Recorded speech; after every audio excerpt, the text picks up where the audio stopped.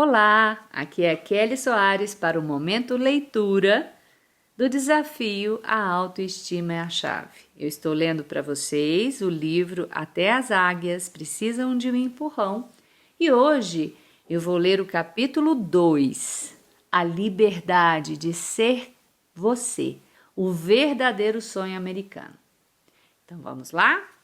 Eu sugiro que você, se tiver a oportunidade de adquirir o livro, honrando o autor, faça isso e procure um lugar onde você não tem interrupções, vá ouvindo aos pouquinhos, fazendo anotações. Faça da melhor maneira para você aproveitar bem, lembrando que conhecimento só é poder se colocado em ação. Então vamos lá. Um jornal americano voltado para negócios, lido por centenas de milhares de pessoas, anuncia-se como o Diário do Sonho Americano.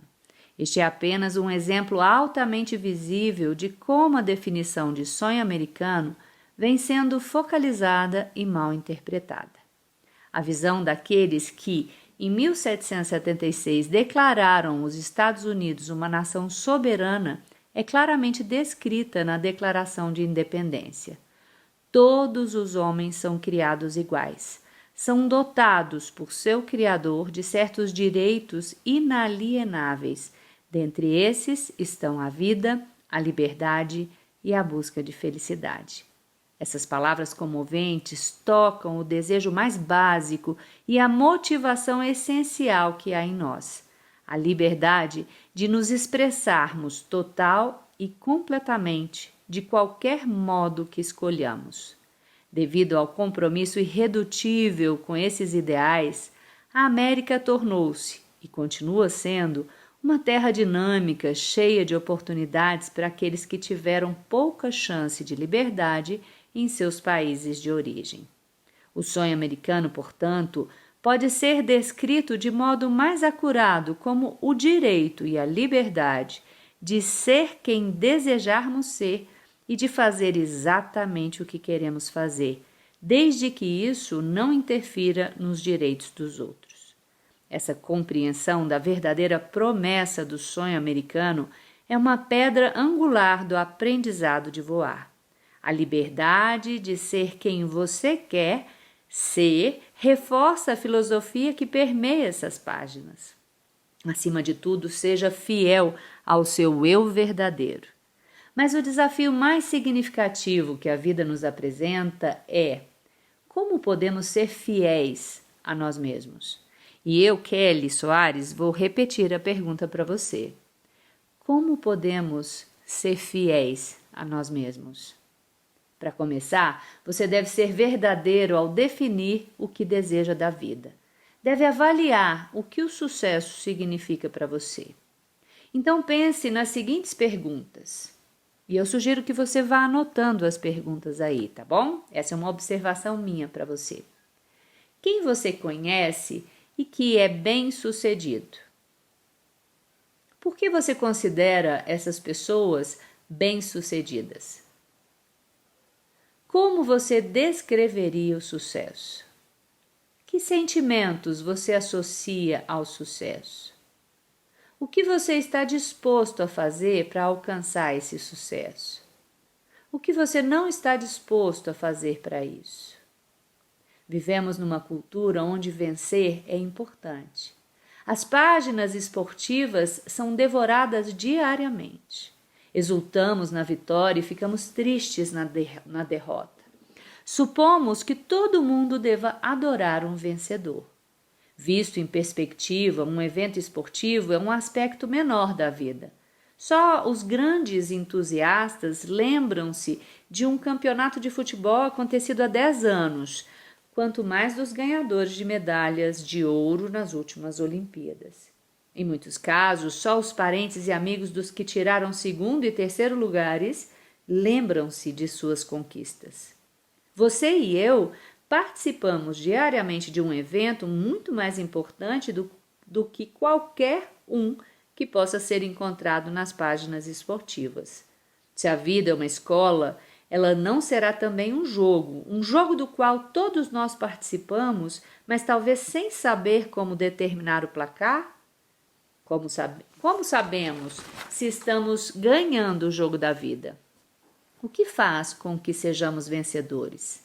Através de que critérios julgamos nosso desempenho?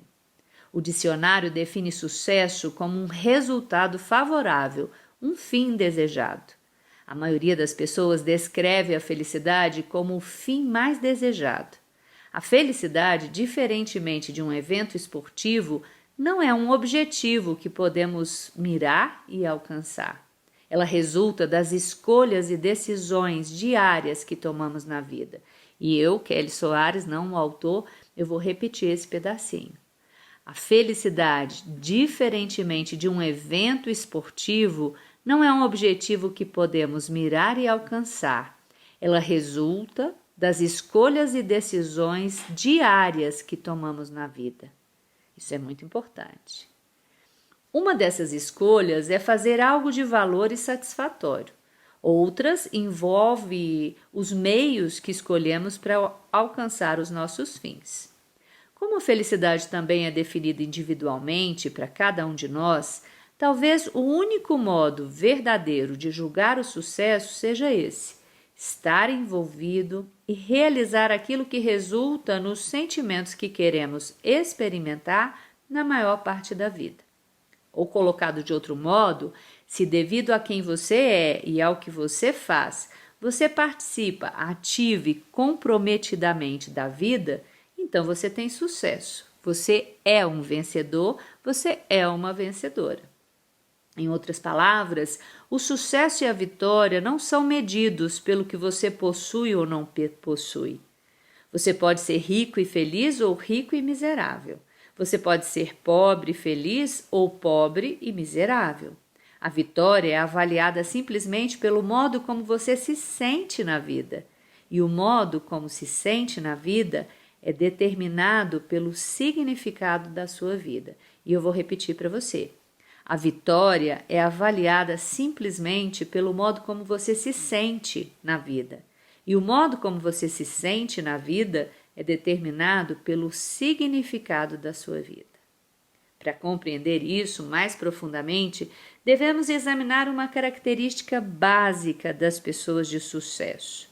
Então, pessoas de sucesso são pessoas felizes e realizadas. Elas adoram o que fazem, porque o que fazem é expressão dos seus dons e talentos. Ao considerar o que você deseja do futuro, você pode julgar necessário mudar o seu pensamento para um nível totalmente novo. Entender a diferença entre carreira e vocação. A carreira é orientada pelo objetivo, mas a vocação, ela focaliza-se no propósito da sua vida. A palavra vocação origina-se do latim vocare, que significa chamar. Sua vocação chama você a contribuir com os seus talentos para um trabalho que você ame e no qual acredite. Claro que a sua carreira é importante, mas a sua vocação deveria guiá-lo e influenciar suas escolhas de carreira. O sucesso na carreira é praticamente garantido para as pessoas que aplicam seus dons e talentos em trabalhos pelos quais estão apaixonadas.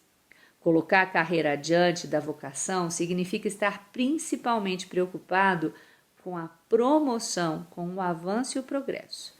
Isso pode levar a manobras que, superficialmente, pareçam perspicazes e inteligentes, mas que costumam ser manipulatórias, sem integridade e que, inevitavelmente, retornam para assombrá-lo. Em nossa cultura, por exemplo, o dinheiro é percebido como uma importante medida do sucesso para muitas pessoas. Com 5 filhos para sustentar e educar, eu não tenho como questionar qualquer pessoa que deseje ser rica. Percebo bem qualquer aumento do rendimento. Eu recebo bem qualquer aumento de rendimento. Mas a busca do dinheiro não deve ter prioridade sobre o nosso desfrute da vida e do trabalho. Vários estudos mostraram que o desempenho superior, constante, vem das pessoas que mais gostam do seu trabalho. Quando são entrevistadas, elas sugerem que a satisfação e a realização no trabalho foram os fatores principais em sua escolha de carreira.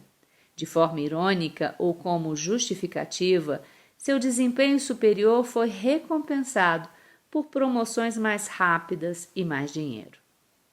Os que buscam realizar-se no trabalho comprometidos, eles comprometem-se a fazer o máximo e ser os melhores. Frequentemente excedem as próprias expectativas. O resultado é o sucesso e o dinheiro segue o sucesso, tão certo quanto a primavera segue o verão. E essa é uma observação muito verdadeira. O dinheiro segue o sucesso, tão certo quanto a primavera segue o verão. Para sermos fiéis a nós mesmos, a nossa carreira deve ser planejada dentro do contexto da nossa vocação. Isso não nos limita em absoluto. Optar por focar nossos talentos em direção àquilo que verdadeiramente amamos, em que acreditamos, gera criatividade, a energia e o comprometimento que são características básicas de qualquer carreira bem-sucedida. Você descobrirá que os seus objetivos de carreira são alcançados mais rápido quando você trabalha com um propósito. Apesar dos objetivos serem marcos importantes em sua jornada pela vida, acredito que você e eu fomos criados por um motivo que transcende a realização de qualquer objetivo. Em nossas vidas existe um propósito muito maior e mais significativo do que talvez jamais tenhamos imaginado. A fonte da minha compreensão e minha consciência nessa área foi o segundo grande toque de despertador que experimentei na vida. Ele me revelou claramente a diferença importante entre vocação e carreira e, em resultado, entre propósito e objetivos. Começou no momento em que eu estava sofrendo do que poderia ser chamado de desnutrição da alma. Depois de me recuperar do meu desastre financeiro, novamente eu alcançar uma vida muito confortável. Minha carreira estava em ascensão e eu decidi aceitar um cargo de executivo sênior na firma de consultoria internacional que eu representava no Pacífico Sul. Isso implicava mudar para os Estados Unidos. A despeito de haver retomado as rédeas do sucesso, fiquei estranhamente inquieto. Isso me deixou perplexo, porque a opinião convencional diria que eu deveria ser um sujeito alto astral, feliz. E eu não era exatamente infeliz, só que alguma coisa não era exatamente como eu poderia ser. Henry David Thoreau escreveu: a maioria dos homens leva vidas de silencioso desespero. A palavra-chave para mim era silencioso. Ainda que não admitisse estar desesperado, eu estava pensando de forma silenciosa. Isso é tudo que existe? Rodeado pelas coisas que achamos que nos trariam felicidade, muitos de nós não desejam admitir que a vida não está atendendo às nossas expectativas. Foi durante um seminário de formação de equipe que descobri uma pista para o meu dilema. A primeira pergunta que deveríamos responder parecia simples: qual é o propósito dessa equipe? Ou, colocada de outro modo, por que a equipe existe? Fiquei espantado pelo modo como lutamos para chegar a um acordo. Parecia que essas questões eram levantadas e pensadas muito raramente. Essas perguntas trouxeram outras à minha mente. Qual que é o objetivo da minha vida? Por que eu existo? Por que eu estou aqui? Intuitivamente eu sabia que essas eram perguntas cujas respostas eu necessitava desesperadamente. Esperava que, então, pudesse determinar o que faltava em minha vida. O sucesso sempre fora meu foco primário e, como mencionei, eu defini o sucesso como riqueza. Agora começava lentamente a entender que não era realmente dinheiro que eu queria, e sim as coisas que o dinheiro podia comprar.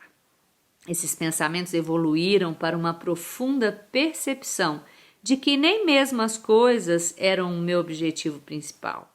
O que eu realmente queria eram os sentimentos de sucesso que eu achava que as coisas trariam.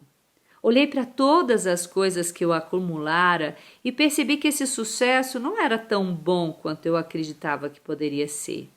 Subitamente veio outro vislumbre ofuscante do óbvio. As coisas não têm sentimentos. Mas se o sentido da vida não era ficar rico, o que mais havia? Passaram-se 6 meses, as respostas satisfatórias ainda me escapavam, e eu entrei numa razoável depressão. Numa manhã, inquieto demais para dormir, levantei às 5 horas e fiz uma xícara de chá.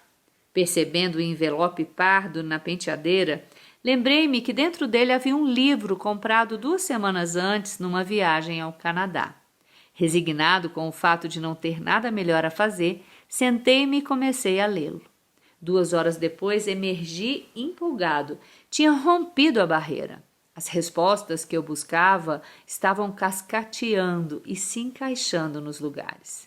O livro era um ensaio fotográfico sobre as realizações de Terry Fox, um jovem canadense que terminara a maior corrida de maratona da história. Com a média de uma maratona por dia durante 5 meses, ele correu 5.342 quilômetros através do Canadá. O fato espantoso é que Terry Fox tivera sua perna amputada, vítima do câncer. Ele corria para levantar dinheiro para a pesquisa do câncer quando tumores adicionais foram descobertos em seus pulmões e ele foi forçado a desistir do seu objetivo de atravessar toda a extensão do Canadá. Por que ele fez isso?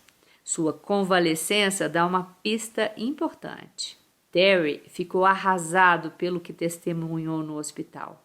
Anteriormente, ele não tinha ideia de como o câncer é insidioso, mas agora estava chocado pelo que vira e ficou revoltado. A sua revolta não foi pelo próprio infortúnio, foi dirigida àquela doença que devastava os corpos das pessoas e causava tanta dor e sofrimento. Esses sentimentos eram tão fortes que ele decidiu sem qualquer dúvida que, caso sobrevivesse, iria juntar-se à luta para eliminar o câncer. No meio da adversidade, numa época em que outras pessoas, em circunstâncias semelhantes, compreensivelmente ficaram cheias de autopiedade, Terry Fox descobriu um propósito, um motivo fundamental para viver. Ele sentia que o que fora revelado era muito mais importante e urgente do que suas próprias dificuldades. Enquanto a história de Terry penetrava em minha mente, avaliei e pensei nas implicações de estar comprometido com algo que transcenda nós mesmos. Comecei a experimentar uma mudança dramática em minha perspectiva, à medida que via claramente a futilidade de viver a vida apenas para nós mesmos. O vácuo que eu sentia era impossível de ser preenchido com coisas. Lembrei-me do meu desapontamento nas muitas vezes em que alcançar um objetivo somente para descobrir que as boas sensações eram temporárias e voláteis. Aquele sentimento de que faltava alguma coisa, o vazio que eu vinha experimentando era claramente causado por uma falta de propósito, pela ausência de qualquer razão que me compelisse a viver. Continuei a fazer conexões, até perceber que o propósito geral da minha vida não era diferente do Terry. Claro, é por isso que eu existo, para contribuir, para servir, para me estender além de mim e fazer uma diferença nesse mundo. Eu acho perfeito esse pedaço, gente. É por isso que eu existo, para contribuir, para servir, para me estender além de mim e fazer uma diferença nesse mundo. 1 minuto de silêncio, 1 segundo de silêncio. É por isso que eu existo, para contribuir, para servir, para me estender além de mim e fazer uma diferença nesse mundo. Faço dessas palavras as minhas. Mas será que isso não seria verdade para todos nós? Não será por isso que não existem 2 pessoas iguais? para que cada um de nós possa servir do nosso modo especial? Será que somos meras excentricidades da natureza ou haverá alguma coisa diferente e valiosa em cada indivíduo, algo que somente ele possui para contribuir com o mundo? Era espantosa a profundidade dos sentimentos que acompanharam essas ideias. Eu não podia me lembrar de já haver me sentido tão emocionado, tão inspirado. A experiência tinha uma qualidade muito especial, uma totalidade, uma integridade. Tive um incrível sentimento de poder, muito diferente da motivação impulsionada que eu sentira antes. Há momentos em que intuitivamente você sabe que alguma coisa está certa, e esse foi um deles.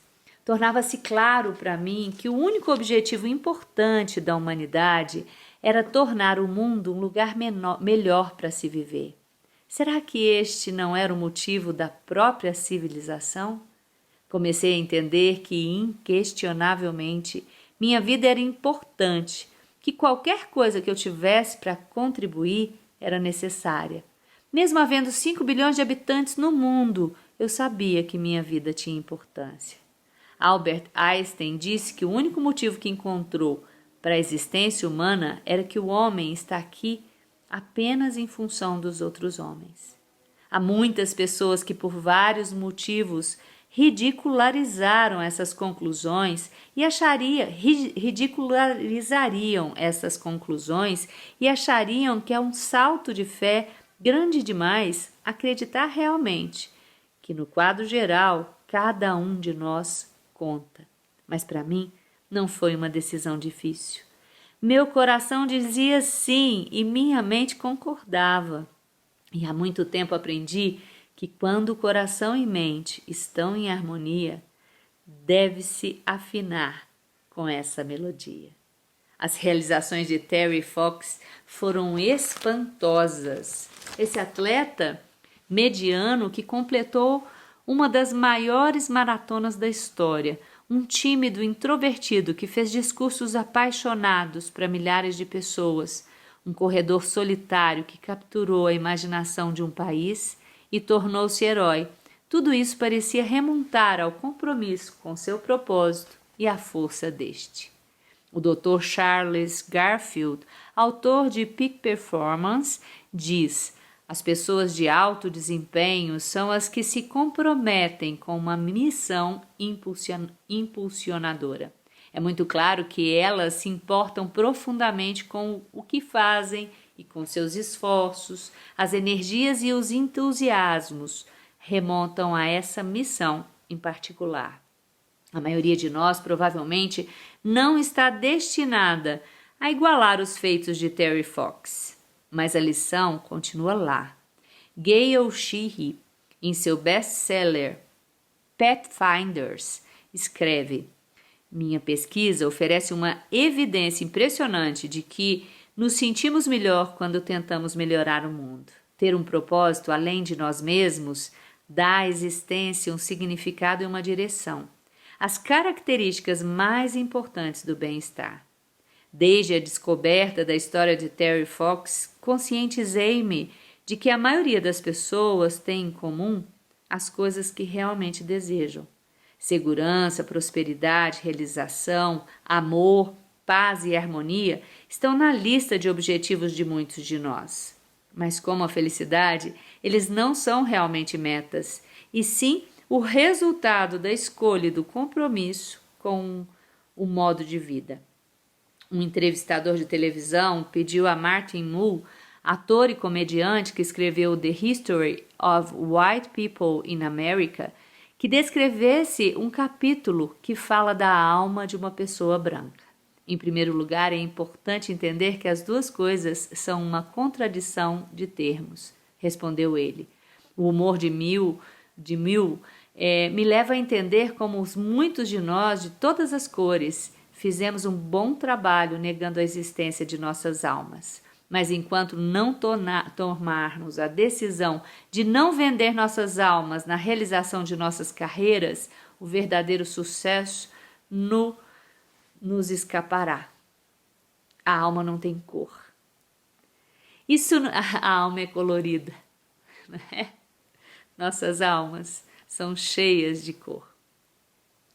Isso nos leva de volta ao objetivo desse capítulo ter o subtítulo de O Verdadeiro Sonho Americano.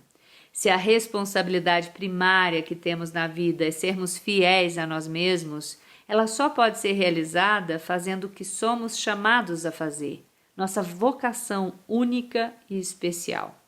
O verdadeiro sonho americano não só nos dá a liberdade de usar os dons e os talentos para alcançar nossos objetivos mais elevados, mas também a liberdade de realizar o nosso propósito de vida.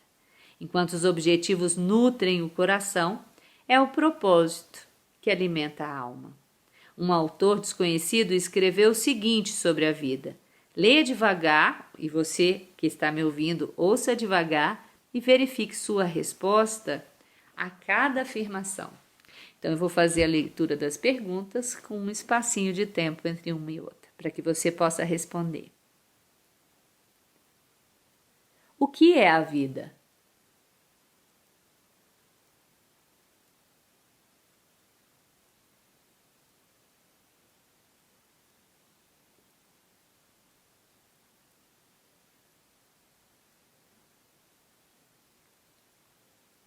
A vida é um dom.